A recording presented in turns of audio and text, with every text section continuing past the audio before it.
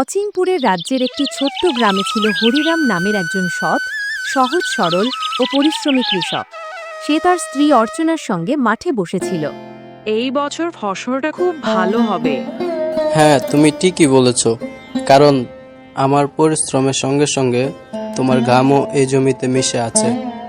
তুমি শুধু পরিশ্রমী না, তুমি সত্যিই উদার মনের মানুষ। জমি কম হলেও তোমার হৃদয় বিশাল। উফ, যা রোদ পড়েছে আজ, এখন আর মাঠে থাকা যাবে না। চলো বাড়িতে চলে যাই। ওহো, আমি একটা কথা বলতে ভুলে গেছি। বাড়ির সব কাঠ শেষ হয়ে গেছে।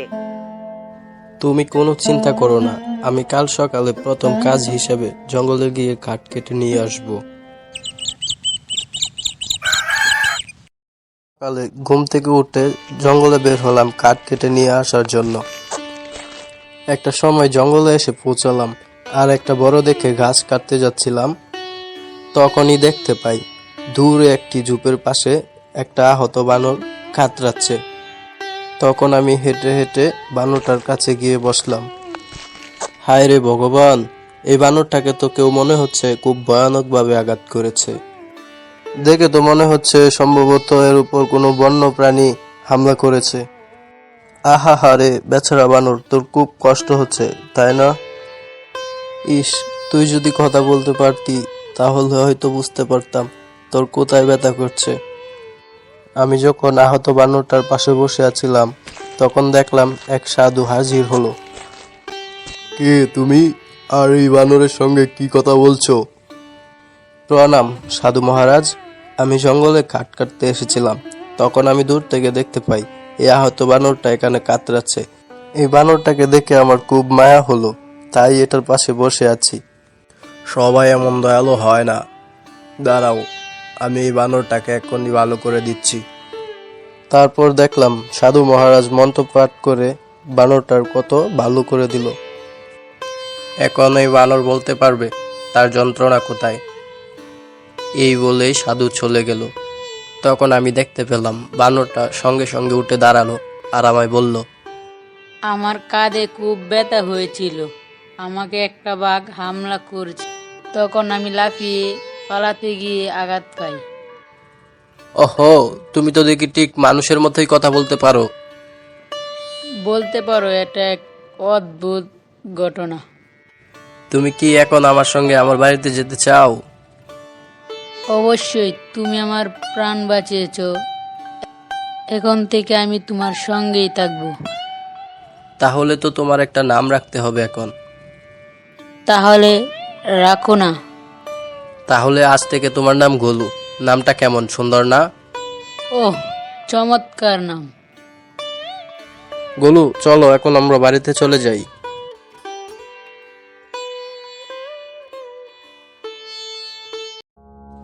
বাড়িতে গিয়ে অর্চনাকে বানরের সাথে ঘটে যাওয়া ঘটনা সবকিছুই বললাম। আরে কি বলো, এই বানর কি সত্যি কথা বলতে পারে নাকি? তোমার বিশ্বাস না হলে তুমি নিজেই শুনে নাও। আমার নাম গোলো, আমি এখন তোমাদের পরিবারের একটা অংশ। গোলু আমাদের পরিবারের একজন হয়ে আমাদের সব কাজে সে সাহায্য করত। একদিন আমাকে বলল, আমি এখন থেকে তোমার সাথে মাঠে যাব। কিন্তু গোলু, মাঠের কাজ তো অনেক কঠিন, তুমি পারবে না। আমি পারবো, আমি অলস নই। আমি এটার চিন্তা করছি না। সমস্যা হলো গ্রামবাসীরা যদি তোমায় কথা বলতে দেখতে পায় তাহলে গ্রামে বড় একটা সমস্যা হতে পারে। এমনকি গ্রামবাসীরা যদি ভয় পেয়ে জমিদারের কাছে নালিশ জানায় তাহলে হয়তো তুমি আর আমাদের সাথে থাকতে পারবে না। তুমি যখন প্রথম দিন আমার কথা শুনেছিলে, বলো তুমি কি ভয় পেয়েছিলে তখন? না গোলু, এরকম কোনো বিষয় না। তাহলে ভয় কিসের? শুধু শুধু ভয় পেও না, কেউ কিছু বলবে না। অবশেষে গোলুকে নিয়েই মাঠে গেলাম। গোলু খুব অল্প সময়ে চাষের সব কাজ শিখে ফেলেছে। কিছুদিন পর গোলু কথা বলতে পারে এই কথাটা জমিদারের কানেও চলে গেল। বলিস কি, ওরকম একটা বানর যদি আমাদের থাকে তাহলে তো প্রতিদিন আমাদের ভালোই রোজগার হবে। আর হরিরামের জমি তো অনেক দিন ধরেই আমার নজরে। সে তো কারোর কাছে মাথা নতই করে না। হরিরামের সাথে দেখা হলে বলিস সে যেন আমার সাথে এসে দেখা করে যায়। ঠিক আছে জমিদার মশাই। ওহ অর্চনা, তুমি সকাল থেকে শুয়ে আছো কেন? ওহো, তোমার শরীর তো একদম জ্বরে পুড়ে যাচ্ছে। এই গোলু, তুই অর্চনার পাশে বসে থাক, আমি বাহিরে গিয়ে একটা বৈদ্য ডেকে আনি।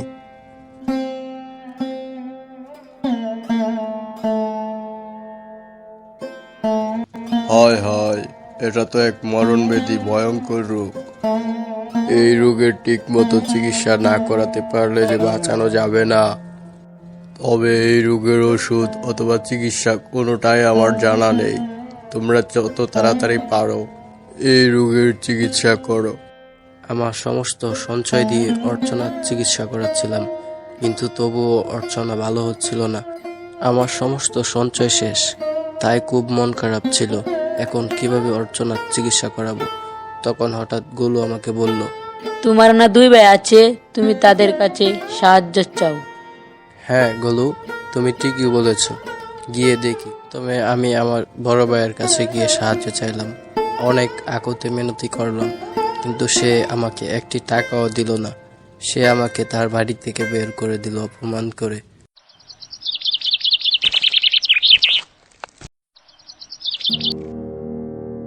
তারপর রাকেশের কাছে গেলাম। ও দাদা, গরিবের বাড়িতে কি ভুল করে চলে আসলে নাকি? মতলব কি তোমার? তুমি কেন আমার বাড়ি এসেছো? দয়া করে এখন আমার সাথে ঝগড়া করিস না রাকেশ। তোর বৌদি খুব অসুস্থ, ঠিক সময় চিকিৎসা করাতে না পারলে যে তোর বৌদি মারা যাবে। রাকেশ ভাই আমার, দয়া করে আমাকে কিছু টাকা ধার দে। ও, এখন বিপদে পড়ে আমার কথা মনে হলো। এমনিতে তো কখনোই আমার বাড়ি আসো না। এসেছো ভালো কথা, কিন্তু আমার কাছে এখন কোনো টাকা পয়সা নাই। আমি তোমাকে একটি টাকা দিয়েও সাহায্য করতে পারবো না।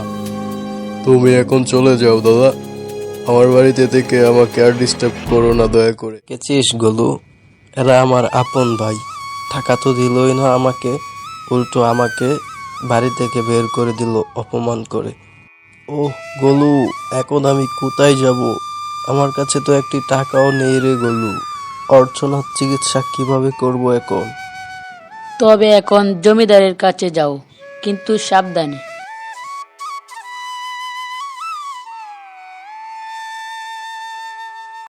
হ্যাঁ হরিরাম, তোমার সব কথাই তো শুনলাম। ঋণের 50% সুদ আর 2 বিঘা জমি তোমাকে বন্ধক রাখতে হবে। এখন তুমি বলো, তুমি যদি রাজি থাকো তাহলে আমি তোমাকে টাকা দিতে পারবো। এই সুদখোর জমিদার, তুমি মানুষের সাথে কেন অন্যায় করো? এই কথা বলা বানরকে এখান থেকে নিয়ে যাও, না হলে খুব খারাপ হবে বলে দিলাম। চলো বন্ধু, আমরা অন্য উপায় বের করে নেব। সন্ধ্যায় কোথায় জানি চলে গেল গোলু। ফিরলো পরদিন ভোরে, হাতে জাদুকরি ঔষধ আর জাদুকরি কিছু বীজ নিয়ে। অর্চনা সেই ঔষধ খেয়ে সম্পূর্ণ সুস্থ হয়ে পড়ে। এই বীজগুলো জাদুকরি। এই বীজগুলা লাগালে অল্প দিনের মধ্যেই খুব ভালো ফসল হবে। শুধু একটি শর্ত, তুমি যখন সফল হবে তখন গ্রামের দরিদ্র মানুষদের সাহায্য করবে। গোলুর কথা মতো সেই বীজগুলো লাগানোর পর অল্প দিনেই ফসলে মাঠ ভরে গেল। তখন আমি গ্রামের সবচেয়ে ধনী কৃষক হয়ে পড়লাম। এখন আমি আর গোলু মিলে সারাদিন গ্রামের ঋণগ্রস্ত মানুষদের খুঁজে খুঁজে সাহায্য করি। জমিদার মশাই শুনেছেন? হরিরাম তো এখন গ্রামের সব দুঃখী মানুষদের সাহায্য করছে। এভাবে যদি চলতে থাকে তাহলে তো গ্রামের মানুষজন হরিরামকেই জমিদার বানিয়ে ফেলবে। তখন আপনার আমার কি হবে? একটা ব্যবস্থা করেন জমিদার মশাই। হ্যাঁ বলো কি, এভাবে চলতে থাকলে তো আমার জমিদারি শেষ হয়ে যাবে। আমি তোকে আদেশ করছি, এক্ষুনি গিয়ে হরিরামকে মেরে ফেল। দিন ভোরে আমি আর গোলু মাঠে গিয়ে কাজ করছিলাম। তখন দূরে দেখতে পেলাম জমিদারের চামচা হাতিয়ার নিয়ে আমাদের দিকে আসছে। জমিদারের চামচা এসেই হাতিয়ারটা আমার দিকে ছুঁড়ে মারলো, কিন্তু গোলু দেখে গোলু দৌড়ে এসে আমার সামনে দাঁড়ায়। না, গোলু, গোলু। ওহো গোলু, কেন তুমি আমাকে বাঁচাতে এসে তোমার প্রাণ দিয়ে দিলে বন্ধু? সত্যিকারের বন্ধুত্ব মানে সঙ্গে থাকা নয়, প্রয়োজনে জীবনও দিতে হয়। ভালো থেকো বন্ধু, হয়তো এখন আমি মরে যাব। ওহ গোলু, বন্ধু আমার। ঠিক সেই সময় সাধু আবার কোথা থেকে জানি উপস্থিত হলেন। তুমি এই নিষ্পাপের রক্ত জড়ালে, শাস্তি তো তোমাকে পেতেই হবে। তখন সেই সাধু গ্রামবাসীর সামনেই জাদুর আগুন দিয়ে পুড়িয়ে মেরে ফেলল। একটু পর সাধু আমাকে বলল, গোলু তোমার প্রতি তার বন্ধুত্বের পূর্ণতা দিল, তুমি কখনো গোলুকে ভুলে যেও না। তখন গ্রামবাসীরা সবাই গোলুর বিরুদ্ধে কেঁদে উঠল। গোলু আজ নেই, কিন্তু সে চিরকাল জীবিত থাকবে প্রতিটি ফসলে এবং প্রত্যেকটা কৃষকের মুখের হাসিতে। কারণ প্রকৃত বন্ধু মানুষের মতো নাও হতে পারে, কিন্তু তার ভালোবাসা নিঃস্বার্থ।